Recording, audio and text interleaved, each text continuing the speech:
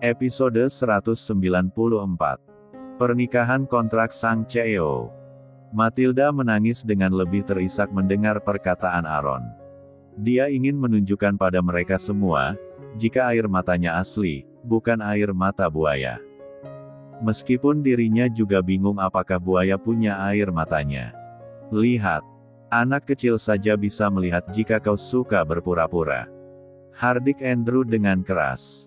Semua pelayan yang ada di sekitar sana, bahkan Nani Maria juga merasa kaget. Tidak biasanya tuan mereka marah-marah pada pelayan. Jika marah pada pengawal itu sudah hal biasa. Mereka heran, seberapa besar kesalahan yang dilakukan oleh Matilda. Padahal wanita itu cukup rajin. Setiap hari dia bangun yang 3:30 pagi, menyediakan segala keperluan anak-anak. Terkadang masih sempat membantu koki di dapur, meskipun berharap dapat mencomot beberapa cookies. Matilda baru kembali ke kamarnya dan beristirahat setelah anak-anak tidur dengan lelap. Terkadang Aaron berceloteh hingga tengah malam, jam 11 malam dan Matilda tetap menemani bocah itu. Sesekali Diana menggantikan tugas Matilda jika Andrew membawa pekerjaan pulang, hingga lembur di dalam ruang kerja. Matilda yang mendengar hardikan Andrew, menjadi gemetaran. Dia pertama kali mendapatkan amarah yang begitu besar. Tapi yang lebih membuatnya sedih adalah ketika anak-anak yang disayanginya tampak membenci dirinya. Bibi Matilda kok cengeng sih, Francisca gak suka. Lihat Bibi Maria gak nangisan. Baik, harum lagi. Ujar Francisca membandingkan. Iya Dedi, Bibi Matilda suka ngentut. Bau kayak ik, huk. Aaron si tukang iseng, semakin membuat Matilda sedih. Sudah tua kok nangisan sih, tambah Konrad. Aaron, Francisca dan kau Konrad tidak boleh begitu. Jangan tidak hormat dengan orang tua. Kasihan dia. Diana menghampiri Aaron dan menggendong si kecil menjauhi Matilda. Matilda, pergilah ke kamarmu. Ujar Diana yang merasa kasihan dengan keadaan Matilda. Sekalian bereskan pakaianmu, jika mood anak-anakku tidak membaik, besok kau harus angkat kaki dari mansion ini. Andrew berbicara dengan nada sinis. Hicks. Baik tuan. Hicks. Maafkan Bibi ya Aaron, jangan marah sama Bibi ya. Nanti kita main petak umpet lagi. Bujuk Matilda berharap Aaron tergoyahkan hatinya. Ndak mau. Bibi kalau cari Aaron lama ketemunya. Cibir Aaron dengan sinis. Hicks. Aaron, Francisca, Konrad jangan usir Bibi ya. Hicks, Matilda meninggalkan ruangan dengan sedih. Kenapa kamu marah begitu keras dengan Matilda? Kasihan dirinya. Seharusnya kau bisa menenangkan anak-anak, bukannya marah sedemikian rupa, mengikuti provokasi dari mereka. Ujar Diana dengan marah pada Andrew. Bukan begitu sayang, ini cuma. Perkataan Andrew terpotong dengan ucapan Diana. Sudah tidak usah banyak bicara. Aku tidak peduli apapun alasanmu. Saat ini aku marah dan kecewa dengan sikapmu. Kata Diana tanpa mau memandang wajah Andrew. Jangan marah dulu. Dengarkan penjelasanku, ujar Andrew dengan memelas. Sudah cukup. Tidak usah sok merasa bersalah. Nani Maria, bawa Francisca ke kamarnya.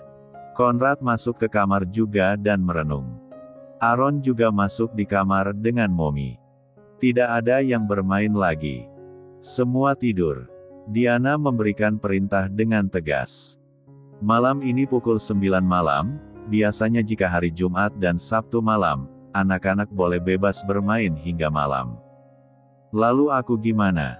Tanya Andrew dengan lemas. Urus saja dirimu sendiri. Diana mengacuhkan Andrew. Yang, please jangan tinggalkan aku sendiri. Andrew mengikuti Diana yang membawa Aaron ke kamarnya. Aaron memandang kedua orang tuanya dengan heran. Dia bingung kenapa sekarang jadi Mommy dan Daddy-nya yang bertengkar. Di depan pintu kamar Aaron, Diana menutup pintu dengan rapat sebelum Andrew sempat masuk. Yang, Dianaku sayang. Klisi ini tidak seperti yang kau pikirkan. Ujar Andrew dengan putus asa. Masuk kamarmu. Sahut Diana dengan keras dari dalam kamar Aaron. Ayo. Aku menunggumu kembali ke kamar sama-sama ya. Kata Andrew dengan penuh harap. Malam ini aku akan tidur dengan Aaron. Sahut Diana. Loh, aku bagaimana? Tidur saja sendiri kan sudah besar. Yang, klisi. Teriak Andrew dari luar pintu. Tidak ada sahutan dari dalam kamar. Andrew menunggu hampir setengah jam, tapi pintu tetap tidak terbuka untuknya. Akhirnya dengan gontai Andrew masuk ke dalam kamar Conrad. Mommy masih marah. Tanya Conrad. Hei, sahut Andrew lemas. Tabahkan hatimu Daddy. Kata Conrad dengan prihatin. Gara-gara idemu. Sekarang Mommy marah sama Daddy. Keluh Andrew. Iya kan Daddy yang setuju juga untuk merahasiakan dari Mommy. Balas Conrad. Mau kompakan dengan kalian, sekarang malah Daddy yang kena imbas. Keluh Andrew dengan menyesal. Minggir, Daddy tidur di sini. Andrew meminta Aaron menggeser tubuhnya. Tidak mau. Daddy bubuk di kamar Daddy sendiri saja. Tolak Conrad. Gak mau. Gak ada Mommy, jadi merasa sepi di sana. Tolak Andrew sambil berbaring di sisi Conrad. Daddy. Lili sempit deh. Conrad kesal sekali karena badan besar Andrew sudah terbaring di sisinya. Daddy aku bukan Mommy. Geli tahu. Jerit Conrad ketika tangan Andrew memeluknya. Maaf kebiasaan. Lagian apa salahnya Daddy memeluk anak sendiri? Sahut Andrew tanpa merasa bersalah. Kayak gini terus bisa-bisa jadi kayak teman Mommy, si Maya. Keluh Conrad dengan kesal. Cuma semalam saja. Jangan sampai kamu jadi kayak Maya ya, bisa Daddy kurung kamu seumur hidup. Geram Andrew kesal. Tapi Maya kan baik dan cakep. Ujar Conrad cengegesan. Bicara Maya lagi, Daddy bungkus kamu dengan selimut. Geram Andrew dengan kesal. Akhirnya kamar itu menjadi sunyi senyap. Conrad masih mengerdipkan matanya dengan kesal. Dia sulit tidur karena berkali-kali harus melepaskan diri dari pelukan Andrew. Mommy kok bisa tahan ya tidur sama Daddy? Keluh Conrad dengan kesal.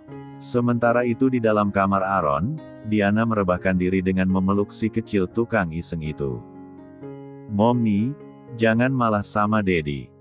Kasihan Daddy. Daddy cuma pula-pula kok malah sama Bibi Matilda. Kata Aaron dengan mata yang berkaca-kaca. Iya Mommy tahu sayang. Aaron tidak perlu sedih ya.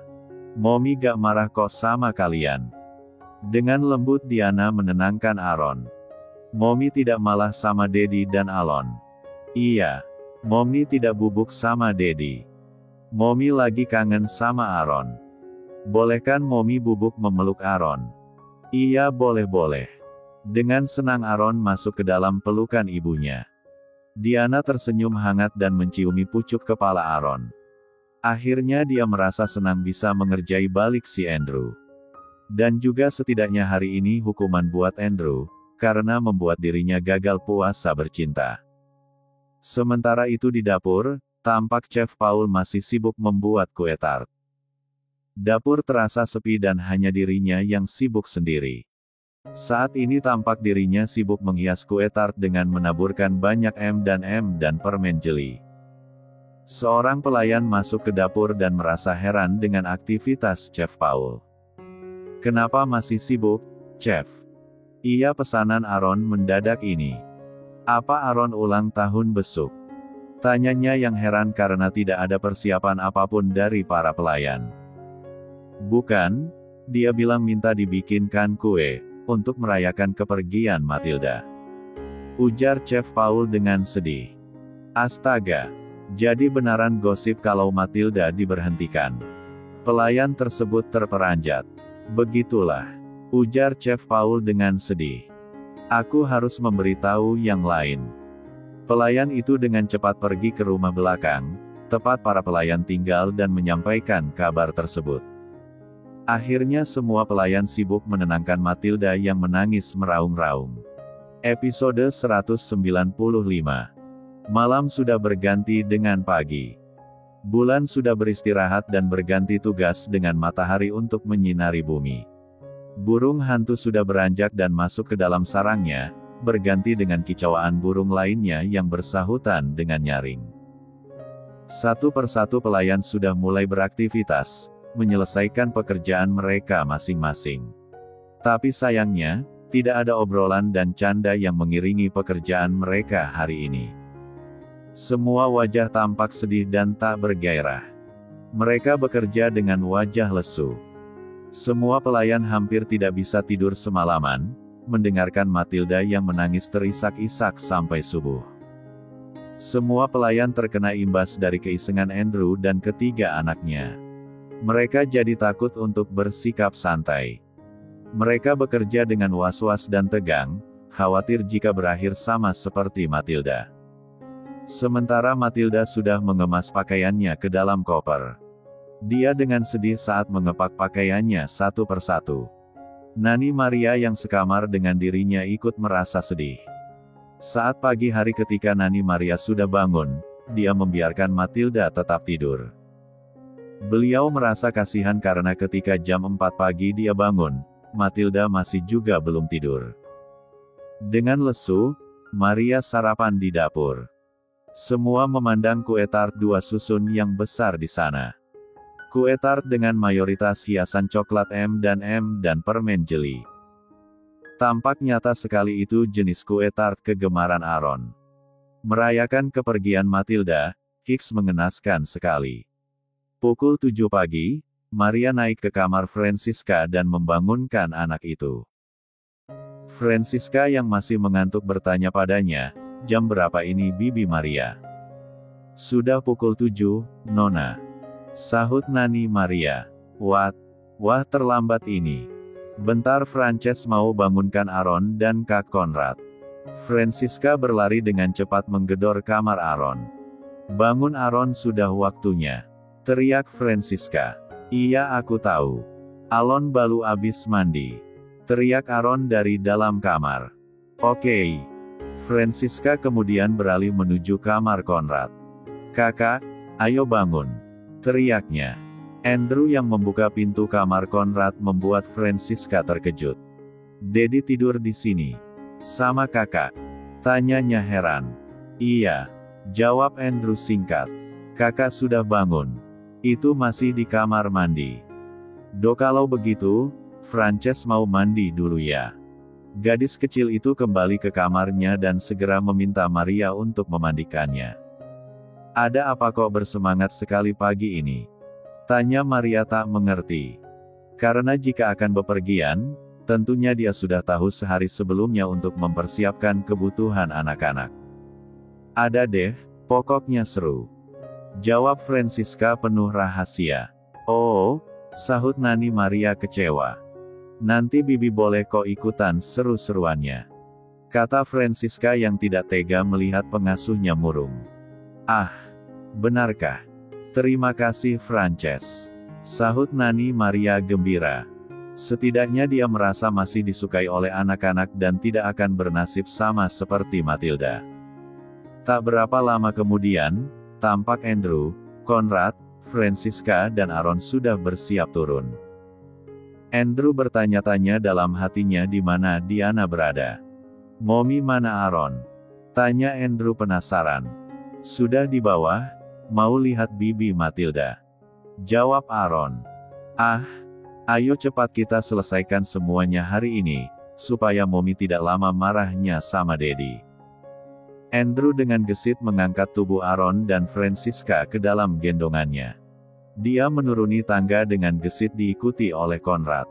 Sementara Nani Maria yang berada di belakang, mengikuti dengan penuh tanda tanya. Mereka mampir ke dapur terlebih dahulu dan meminta Chef Paul dan asistennya membawa kue tart yang sudah siap. Mata Aaron dan Francisca berbinar melihat taburan coklat M&M di kue tart. Mereka dengan tidak sabar sudah mencomot M dan permen jeli. Di belakang, ternyata Diana sudah bersama para pelayan berkumpul di rumah belakang. Mereka tampak sudah menanti kedatangan Andrew dan ketiga anaknya. Andrew menatap mereka dengan heran. "Mau apa kalian semua berkumpul di sini?" Suara bariton Andrew penuh tanda tanya. "Mau aku ajak demo, mogok kerja," sahut Diana jutek. "Sayang, ayolah. Kamu salah paham, jangan marah, aku bisa jelaskan nanti." Suara bariton yang tadi berbunyi dengan tegas, berubah menjadi lembut ketika Diana menyahutinya. "Aku tidak salah paham.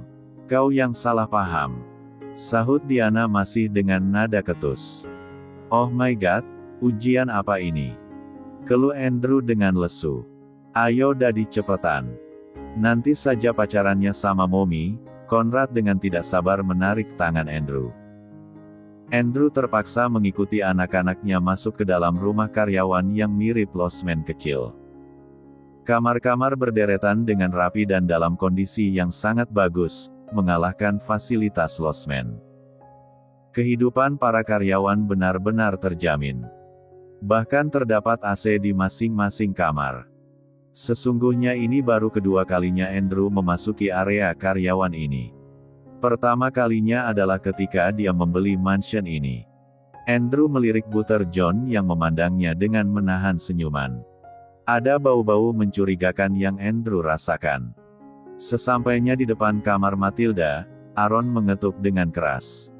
Dengan tak kalah nyaring. Dengan wajah kuyuh dan mata bengkak, Matilda membuka pintu. Dia terkesiap melihat Andrew dan ketiga anak asuhnya di depan pintu kamar. "Tuan, maafkan saya, jangan berhentikan saya. Saya masih mau bekerja di sini. Saya tidak akan tidur lagi sewaktu menjaga anak-anak. Saya tidak akan moler dan ngupil di sembarang tempat. Saya siap siaga 24 jam.